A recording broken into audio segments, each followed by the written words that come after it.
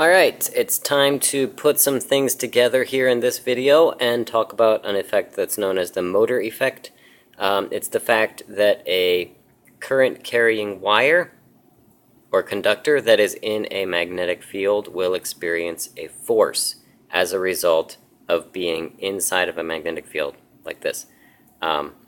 So we might have a loop. This is a simplified diagram, but we might have just a single loop of wire inside a magnetic field. And then if there's current flowing in it, we're going to talk about what happens. All right, here's this thing just to remind you of the right-hand rule. If you have a wire and you have current flowing in the wire, then you can use your right hand, your thumb points in the direction of the current, and your fingers curl in the direction of the magnetic field that is formed around this wire. And of course, the magnetic field is stronger closer to the wire, and it's weaker further away from the wire. All right, so let's talk about what happens if you stick it in a magnetic field like that. Alright, so obviously the permanent magnet is producing a magnetic field, or the pair of permanent magnets. Here's a north end and here's a south end. There's going to be a magnetic field that comes out from the north and goes into the south. And I drew that as red arrows. They're going all throughout this region. There's magnetic lines of force that are going through here, and they're passing through this loop of wire. Alright? The wire is also going to produce a magnetic field, which I've drawn in as little black circles. Now I'm going to zoom in on this so we can see a little bit better what's going on. First off, we need to know that the current plus is here, so conventional current flows this direction.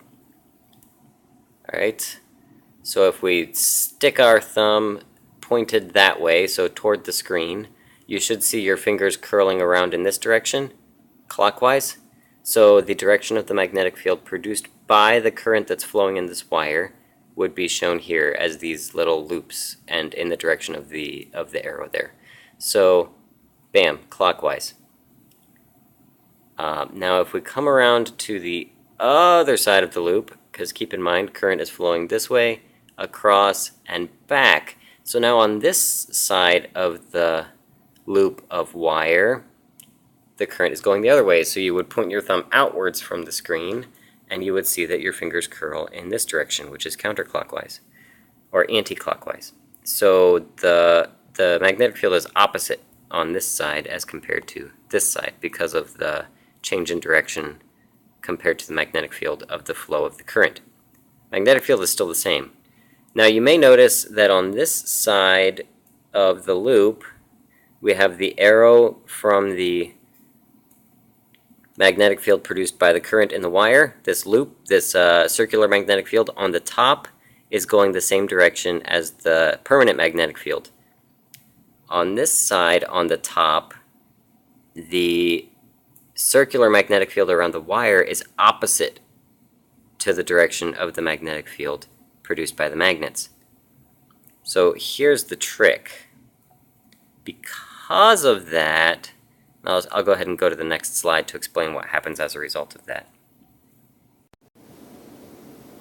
Okay, so as a result of this difference in the magnetic field's interactions on each side of the loop, here the top is strengthened by the current in the wire that produces a magnetic field, because the magnetic field on top of the wire is the same direction as the permanent magnet's magnetic field. So it's the same direction. That means it's stronger magnetic field on top.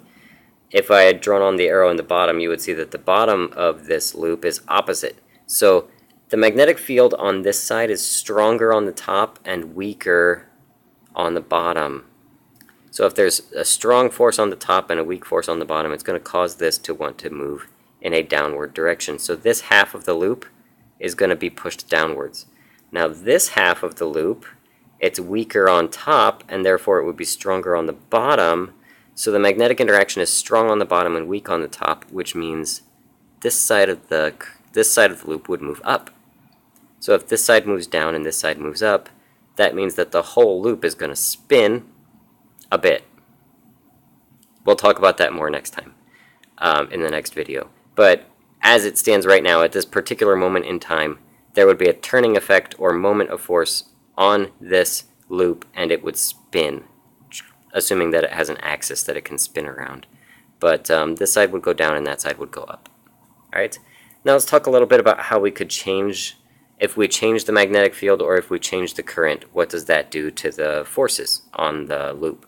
Alright, so first all I've done is switched the direction of the magnetic field, so we made north on this side and south on this side, so the arrows switched, everything else is the same. You may notice now that the story of the loops is different. Everything else, there's still the same magnetic field around this wire as there was before.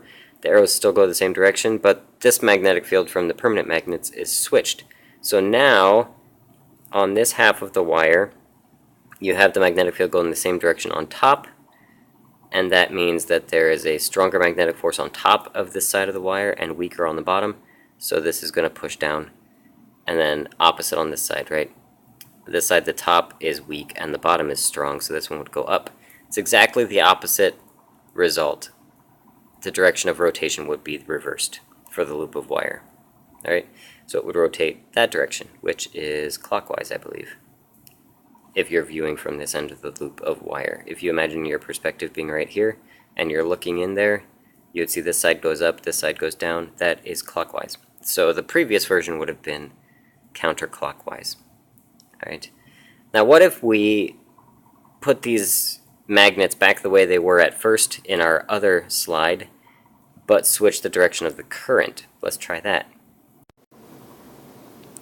Okay, and here's a picture of what that would look like. So now the current is flowing around the loop this direction, in on this side, out on that side. That's opposite of what it was before. So all of these little loops are reversed as well. These loops of magnetic field that go around the wire. You can verify that using your right hand rule. If you point your thumb inwards on this side, you'll see that the magnetic field goes this way, and then if you point your thumb outwards for this side, then you'll see that your fingers curl this way. Alright, so in this case, again, we look at the magnetic field around the wire versus the magnetic field of the magnets, and we'll see that it's stronger on top on this side, weaker on the bottom. So this side is going to go down, and then here we have weaker on the top and stronger on the bottom. So this side would go up. So we would again get the opposite. We'd get of the original version. The original version would have been a anti-clockwise or counterclockwise turning. In this version we would get a clockwise turning, where this side over here goes down, this side goes up. That is a clockwise motion. Okay? That is the idea of the motor effect. As you might guess, this is exactly the effect that a motor operates based upon. And any kind of electrical motor is going to utilize this fact that if you have a loop of wire in a magnetic field, one half of the wire will go downwards and the other half will go upwards due to the interactions of the magnetic fields produced in there.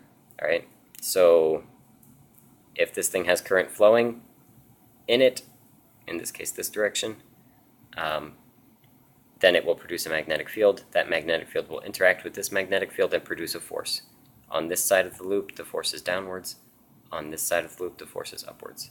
Now you need to do a little bit of tweaking to your setup if you want to get a functional motor. So we'll talk about the actual way that a real motor is made in the next video. So hope you understood this and that it was helpful. Thanks for watching, and we'll see you next time.